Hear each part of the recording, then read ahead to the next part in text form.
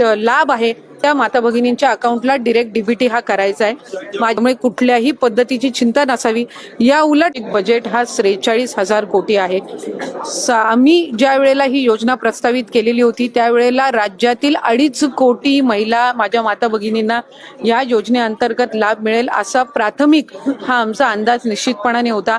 आज तगत आमच्याकडे 1,40,00,000 पेक्षा जास्ती अर्ज हे प्राप्त झालेले आहेत विभागाकडे आणि ज्या स्थानिक सगळ्या शासकीय यंत्रणा आहेत त्या माता भगिनींच्या अकाउंटला डायरेक्ट डीबीटी हा करायचा आहे। माझे आपल्या माध्यमातून राज्यातील सर्व माता भगिनींना मला आश्वासित करायचे की याला लागणारी संपूर्ण तरतूद ही राज्य सरकारने केलेली आहे।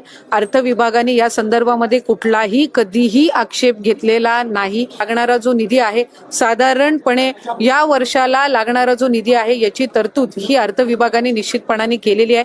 त्यामुळे कुठल्याही पद्धतीची चिंता नसावी। या उलट मी आपल्या माध्यमातून सांगेन की आम्ही ज्या वेळेला विभाग म्हणून ही योजना प्रस्तावित केलेली होती त्यावेळेला आम्ही 21 ते 60 हा वयोगट प्रस्तावित केला होता।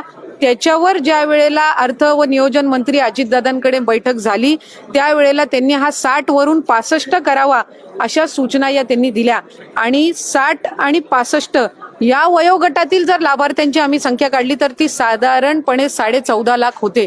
त्याच्यामुळे उलट त्यांच्या सूचनेनुसार 14.5 लाख लाभार्थ्यांची संख्या वाढली, ती कमी झालेली नाही आणि कुठलाही आक्षेप कधी घेतला गेलेला नाही। जी तरतूद केली जावी ती निश्चितपणाने केली गेलेली आहे। आरोप करतायत की या योजनेमुळे इतर सगळ्या योजना बंद पडतील, शेतकऱ्यांना कर्जमाफी द्यायची ती पण केवळ या योजनेच्या प्रसिद्धीमुळे किंवा या योजनेसाठी सरकार इतर योजनांकडे डोळे झाकतं। जर खऱ्या अर्थानं विरोधकांना शेतकऱ्यांना कर्जमाफी द्यायची इच्छा असती तर ती त्यांनी त्यांच्या पदाच्या कार्यकाळामध्ये पण दिली असती।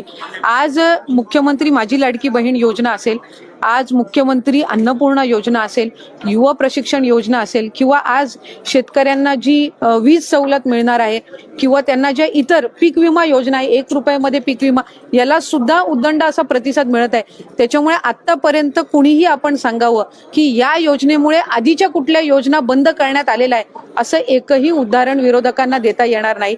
संजय गांधी निराधार योजना असेल, तुमची वयोश्री योजना असेल, ह्या सगळ्या आधीसारख्या कार्यरत आहेत। त्याच्यामुळे कुठलीही प्रचलित योजना किंवा चालू असणारी योजना बंद करून ही योजना राबवण्यात आलेली नाहीये। उलट ज्या दिवसापासून ही योजना घोषित करण्यात आली तेव्हापासून याच्यावर विरोधकांनी जास्तीत जास्त आक्रमण केले, पण सर्वात जास्ती नोंदणी करायला सुद्धा त्यांचेच मतदारसंघ पुढे येत आहेत, तेच आमदार त्या ठिकाणी सर्वात जास्त नोंदणी करतायत। त्यामुळे एका बाजूला तुम्ही या योजनेवर टीका